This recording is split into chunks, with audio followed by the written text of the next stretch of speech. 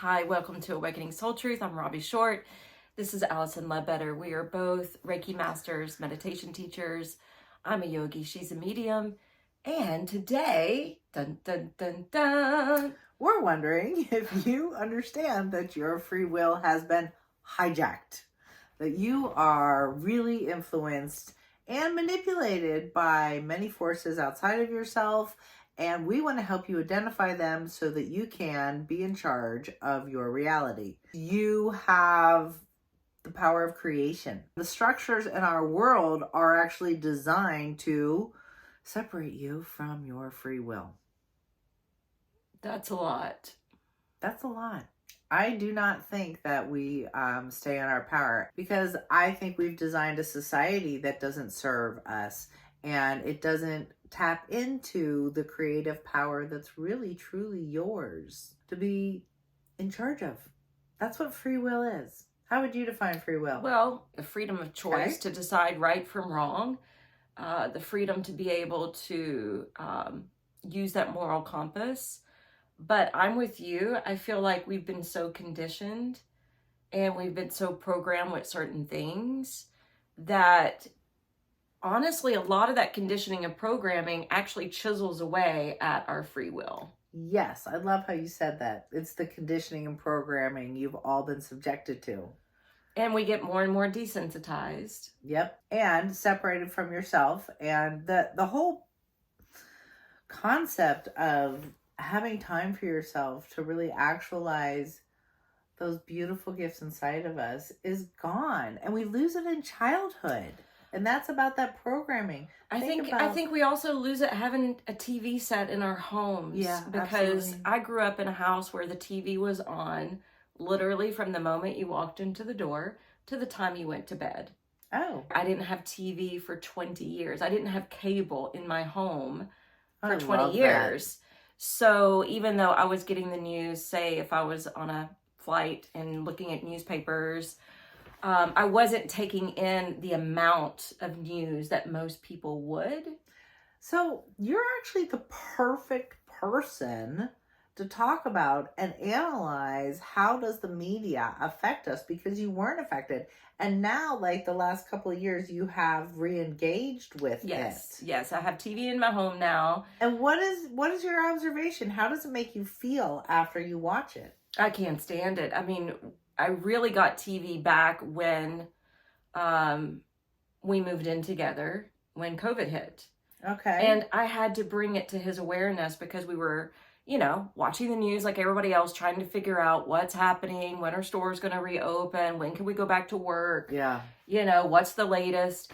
And everything was bombarding us emotion-wise. It was from sadness to conspiracy to fighting conspiracy to figuring out the truth to watching the even commercials that would come on for the pharmaceutical drugs. This could lead to death, and it was just so much fear that I kept bringing it to his attention. I'm like, pay attention to this, pay attention to this. They're charging our emotions. I didn't have that term gaslighting at the time, right, to use for it, but on an episode we put out a couple weeks ago, that was our point. We're being gaslit constantly. And so once I brought it up to him and he was aware of it, then we stopped watching it.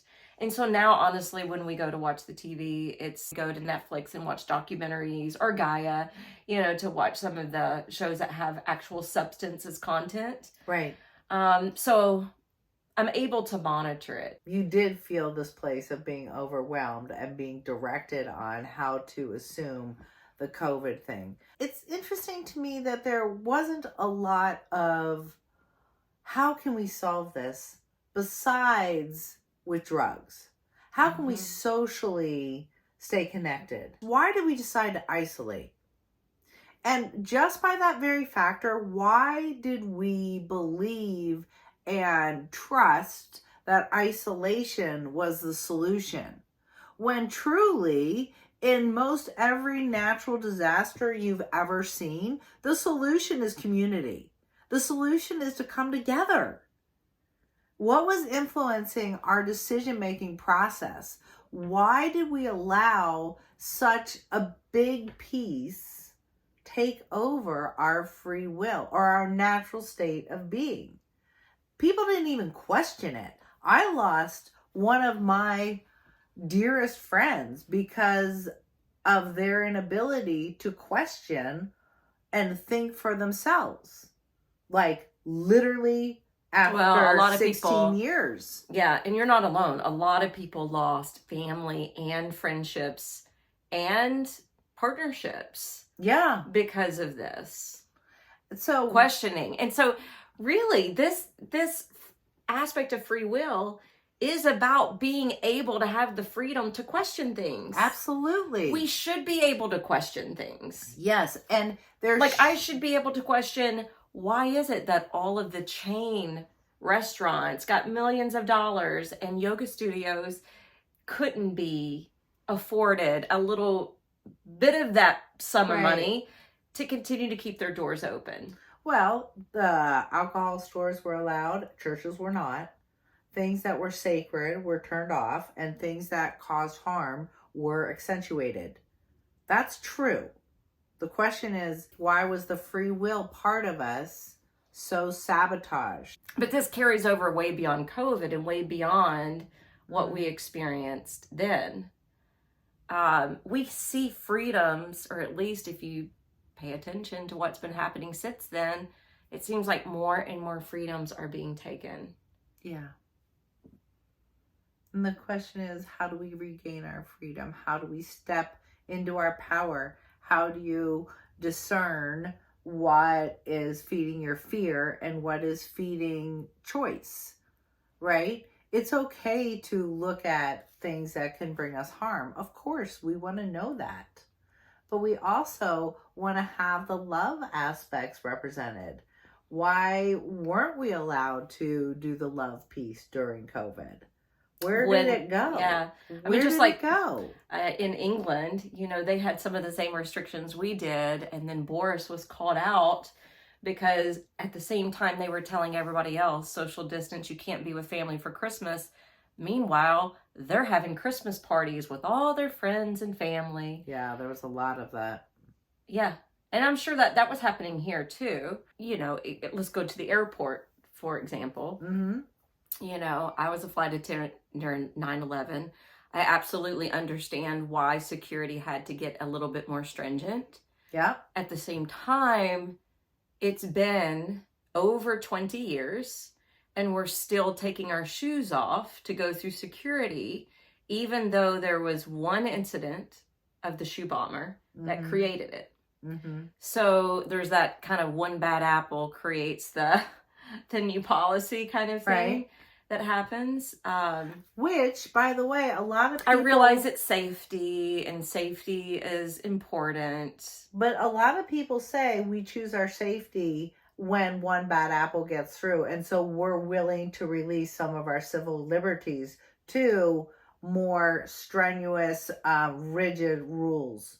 Absolutely. I think that's a lot of my relatives were like, yeah, we're fine with the screenings and the shoes off and all that because we want to be safe in the air. And I'm okay with it too. Right. It's just, another one of those policies limits coming in. It truly limits and starts to lay the groundwork for we're not safe, that we're not keeping each other safe. Fear factor. I think this is a matter of policy being a reaction to bad behavior or behavior that doesn't work versus starting with systems that create love and create actualization for an individual. Yes, that's my point. Yeah. These policies are being made out of fear. Right. And not love and giving people choice and helping to nurture children to grow morals. Like, I cannot believe that we live in a society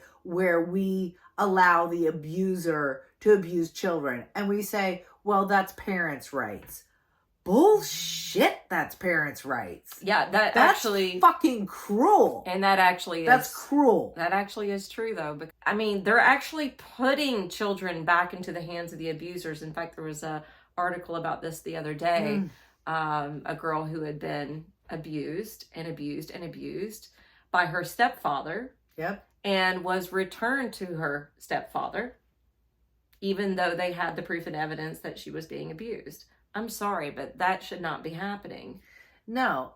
And so we have to get to looking at, why do we have a society that creates so many abusers? So that group has to heal. Why are we creating so many abusers? Why are we creating people who want to steal the light of children? Why is that true? Let's get down to moving into the heart and making policy based on supporting the development of sound, spiritual, loving people. And you do that by loving people and creating safe environments, right? And allowing for there to really be free will. Yes. And once you get to a place of you're being nurtured, then you start to hear your voice. Then you start to hear your passions. When you have those first and second chakras taken care of, and you're grounded inside of yourself and you're nurtured, you can explore your creativity. But right now, that's not an option. Your free will has been hijacked. Your free will is based on fear avoidance, right? That's all it is. I'm avoiding not getting hurt. I'm avoiding losing my job. I'm avoiding being sick. Medical system based on symptoms and not based on, every drug you take is a reaction to trying to stop a symptom from happening. And it never gets to causation. And it's my belief that all causation happens in the spiritual and emotional world in the first place. And it's in direct relationship with the soul and not anything else. What is your relationship with the soul? How is your soul healing? And the relationship between the divine interior is the only thing that matters. Do you want to share from your perspective and what you've received from your gifts on why you believe so wholeheartedly that it's been hijacked? So, yeah, and this theory is a big theory. I believe that we literally have a lot of forces that are unseen operating. Again, one of the forces that is unseen is the soul, right? So the soul is unseen, but it is our relationship with the soul that creates either peace or harmony. Peace, harmony, light, self-expression. We don't account for the unseen world. And it's my experience that a lot of the unseen world really is not as pretty as we'd like it to be. There's a lot of dark energy in the unseen world. And I have a theory that our incarnation system was hijacked, and that we are actually, as humans, have been genetically modified or twisted to give our power away systematically. And I see other beings feeding off of a lot of humanity. A lot of people have heard of like the Reptilian Race. That's one example of maybe what's out there.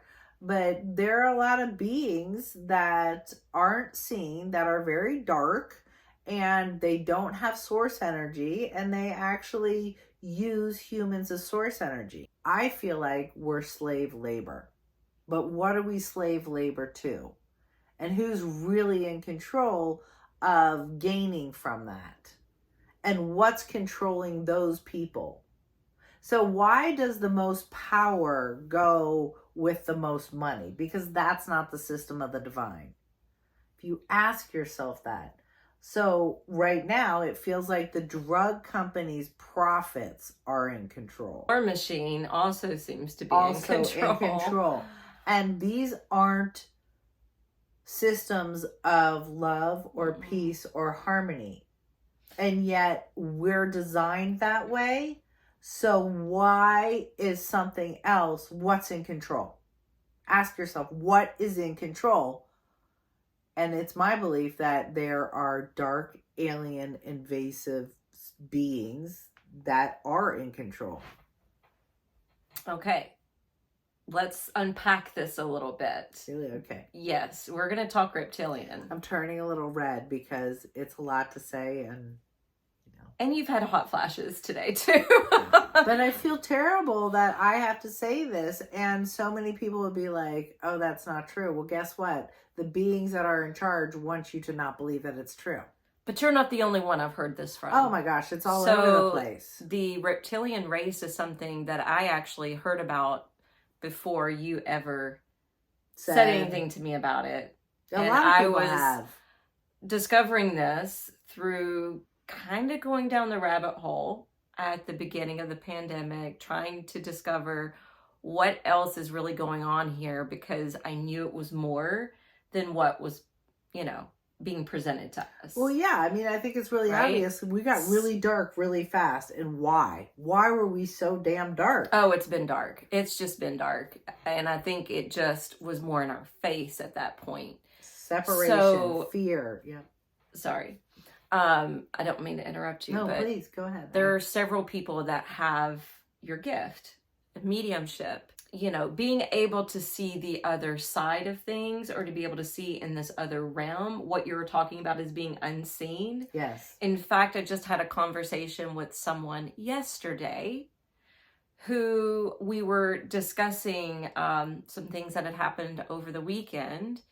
And she shared with me that as a younger version of herself, she could see a person being cloaked in human skin. Right. But they really weren't human. Nope. And basically she was describing a reptilian, and she didn't even know that term. She didn't even know that word. She didn't even know that existed. I was like, it sounds like you're talking about a reptilian. That's cloaked in human skin. Yes. So here's the other part of that. I guess what I'm asking you is, I've heard reptilians are shapeshifters. Yep. And can, I guess, take over a human body. Yes, or that's what I'm saying. Shapeshift to have the illusion. So I'm wondering, are they really in human form, or is it an illusion? My understanding and the way I perceive it is that the alien has actually, or the reptilian is what you say, has tricked the consciousness of that being to be disempowered, to be disconnected, and then they do the direct connection to the divine essence and power. But they just use that power because there's free will. I mean, the energy of the divine or God is just pure energy, and you can use it for positive or negative. Mm-hmm. So it's as if the consciousness of a human got kicked out. And then I'm going to take this one step further. They actually started keeping the souls and feeding off of them. Yeah. When you die. And that's why there's so much stuck energy. So when I see, like I've discussed before, when you see a major war, there's all this death, there's all this trauma, there's all this fear. It gets locked into a plane of consciousness that sits there. And that is for feeding off of. That is for dark beings to feed off the power of that. Sometimes you could look at it as hell. That is hell. That is a system of control, but we can't see it. Why can't we see it?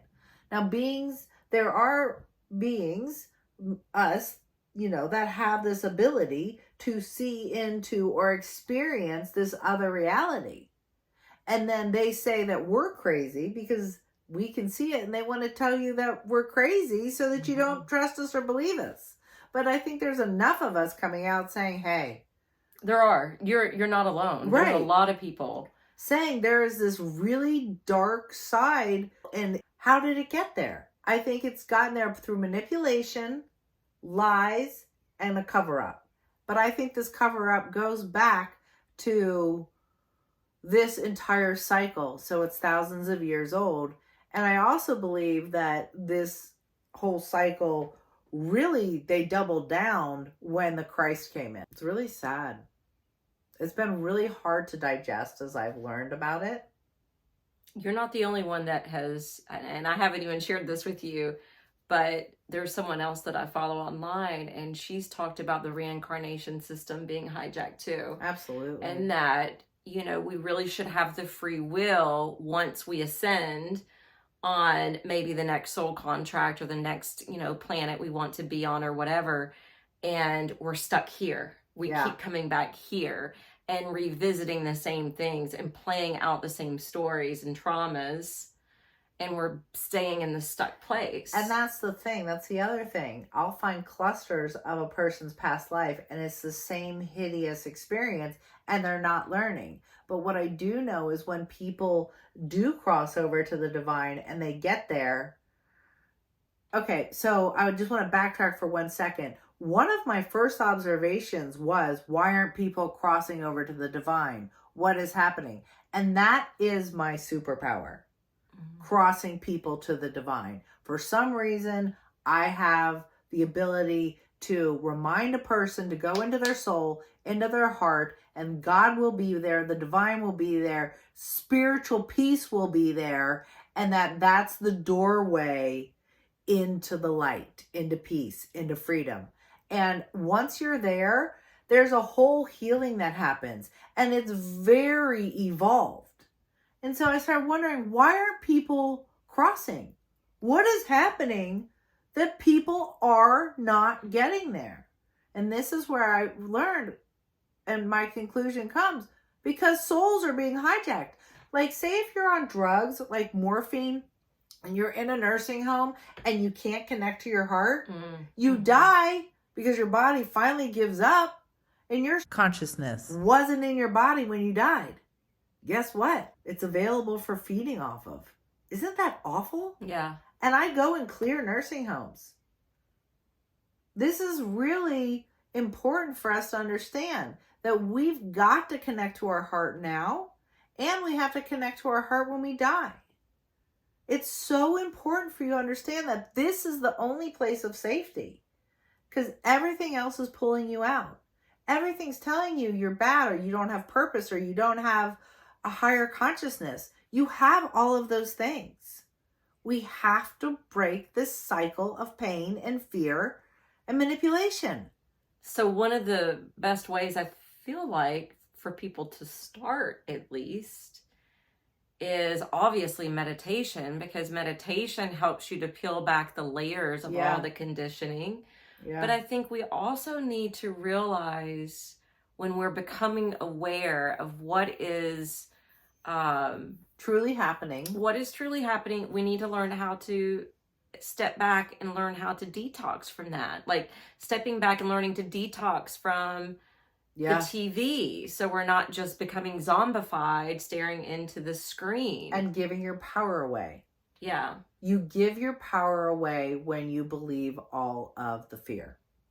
That's the most important. The fear is not to win. Or giving your power away to your employer or to your work instead of creating that work-life balance. Or to a friend who is controlling you, or a lover that's controlling you. Yeah. To religion. What takes your power away? There's beautiful aspects of all of these things, but you have to be able to discern them and use the beauty. And look at the fear and go, oh, okay, so that's possible. But we're way beyond possible. We're just all living in fear. Mm-hmm. And that means you're not in control of your power. You're not in free will. And you're not co-creating with the divine. Please take back your power. Live in your heart.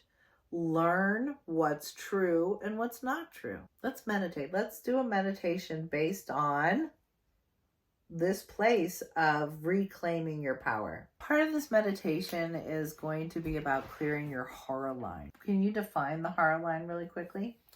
I think of the horror line being the astral spine, and I don't know how you would describe it, but I look at it as being more than the chakra system, because the chakra system, yes, it's supposed to be like intertwined and interconnected, but oftentimes we think 1, 2, 3, 4, 5, 6, 7.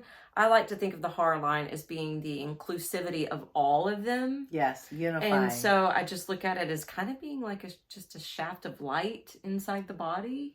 It's a shaft of light that connects the divine all the way down. That runs in front of the vertebrae. Yes, it does. And in front of is kind of like a unifying place in the center. To be really clear, one of the ways I found out and started to believe that the dark energy was manipulating us is because they encoded horror lines with a mirror around it, so that you felt like and saw yourself, that there was a reflection there of you, but it wasn't your true horror line.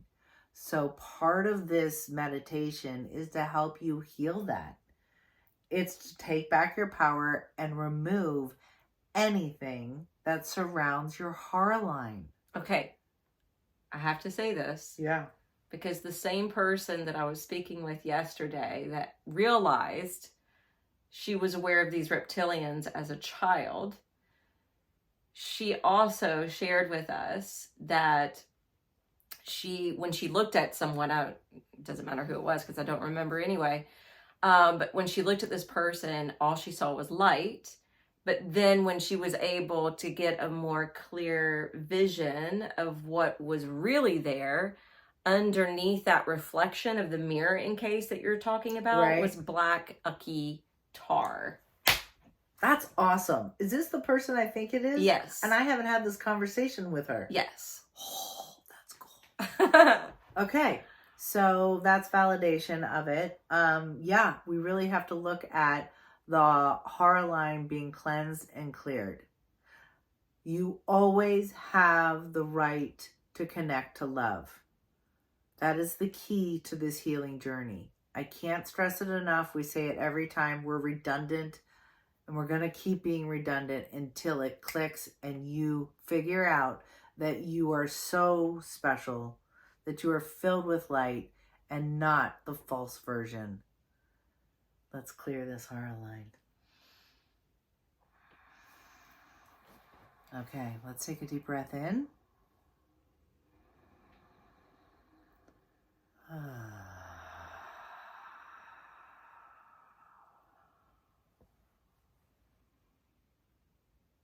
With every breath, just start to notice the intake of life force energy. Allowing that life force energy to fill you up, to expand, to heal you.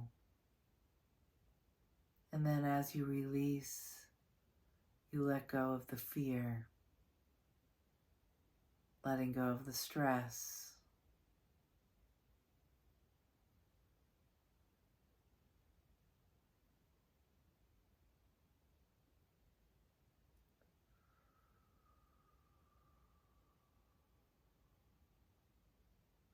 I am breathing in pure love and life force energy. I am letting go of fear as I exhale.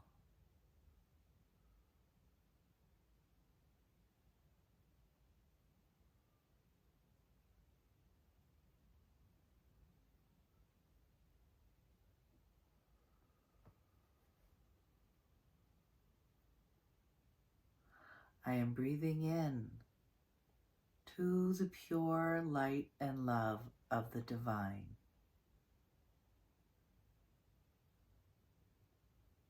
And I am softening and letting go of illusion.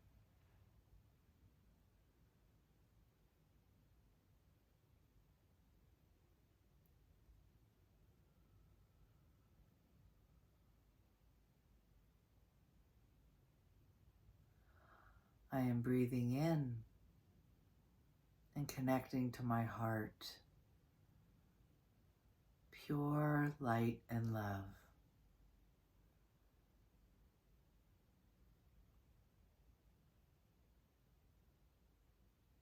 I let go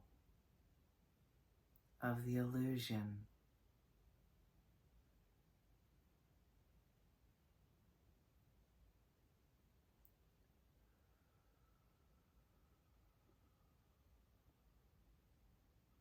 I am releasing my energy from all other beings. And I am bringing harmony and focus back to the center of my heart.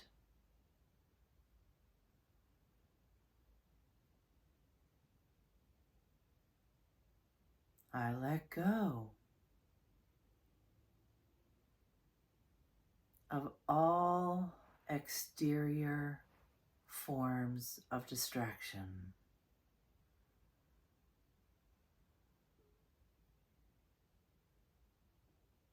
I am centering my focus on the pure love at the center of my heart.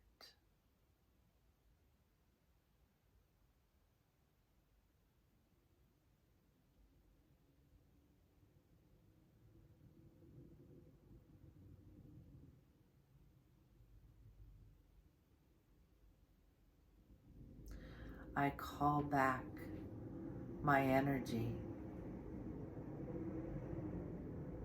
from the internet. I am in harmony with my heart.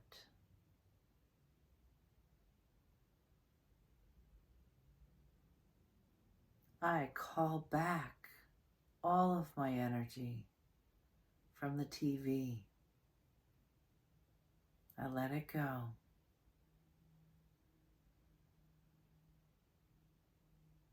Breathing into my heart.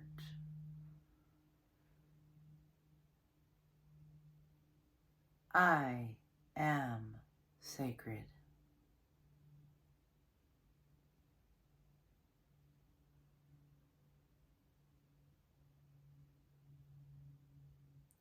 I am sacred divine light.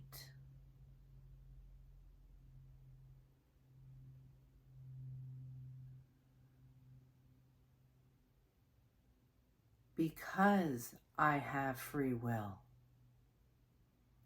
I choose my light in direct connection to the divine.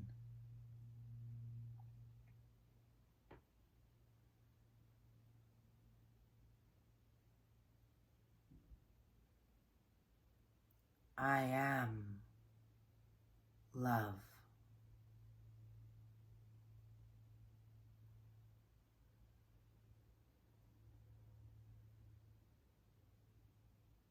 I am sacred.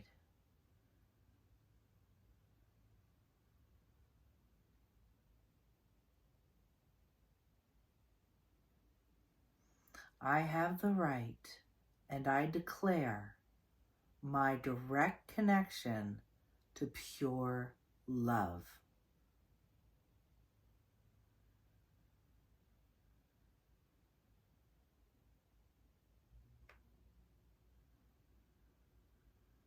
I am connected to this space in my heart.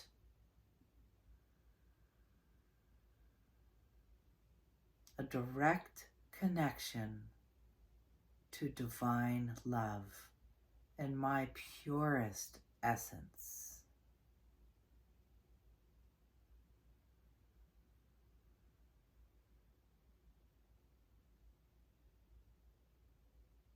I breathe into this place of pure love in my heart, and with my breath, I extend this light and love to my heart line.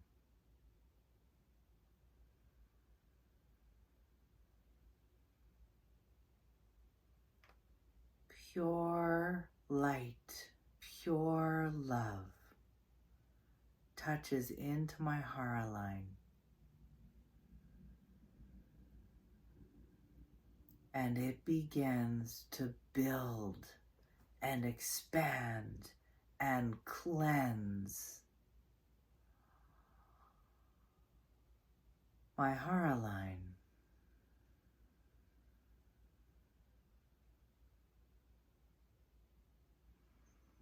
The pure light and love of the divine stretches from my heart into the hara line and reaches straight in to my higher self, into pure divine light.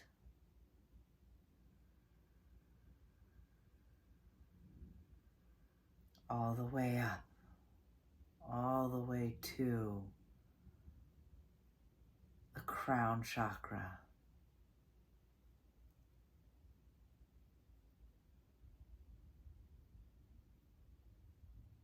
The light and love of the divine, of God, purifies this hara line, and it washes all the way back down. The speed of light, whew, and into the earth, into the pure light at the core of the earth.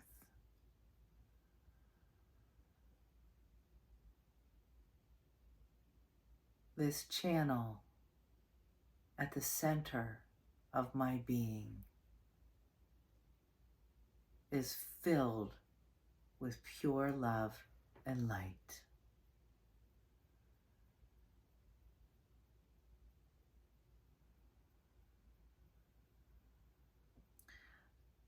The pure love and light now expands and dissolves anything that is encased, anything that is false surrounding this line. The light shatters that, breaks that agreement, dissolves the relationship.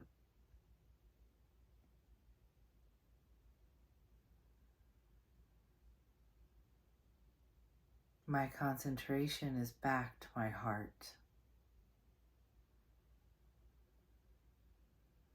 My concentration is the connection to divine light and love in its purest form.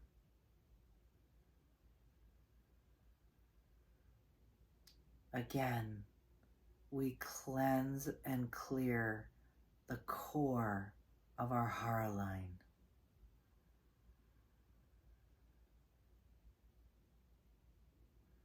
To the crown and to your root, dissolving any lie, any illusion, breaking anything that prohibits love, dissolving any agreement that's a lie. I choose love. I choose my right to be powerful.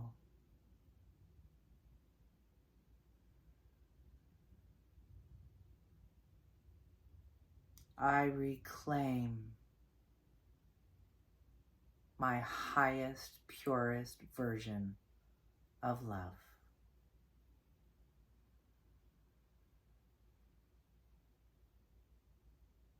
I am love.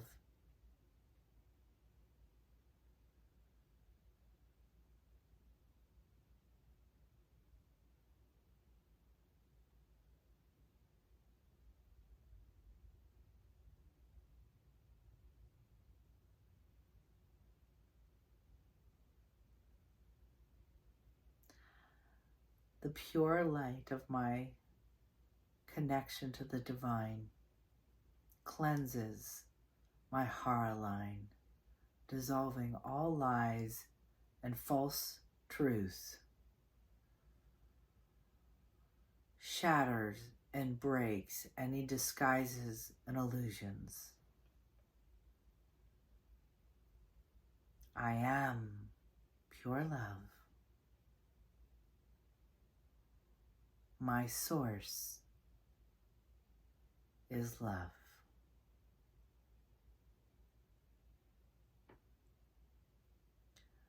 My source is love. from this moment until the rest of my life, I am cleansed. I reclaim my heart line from this moment into eternity. I reclaim the purity, the love, my power from this moment until eternity. I am divine.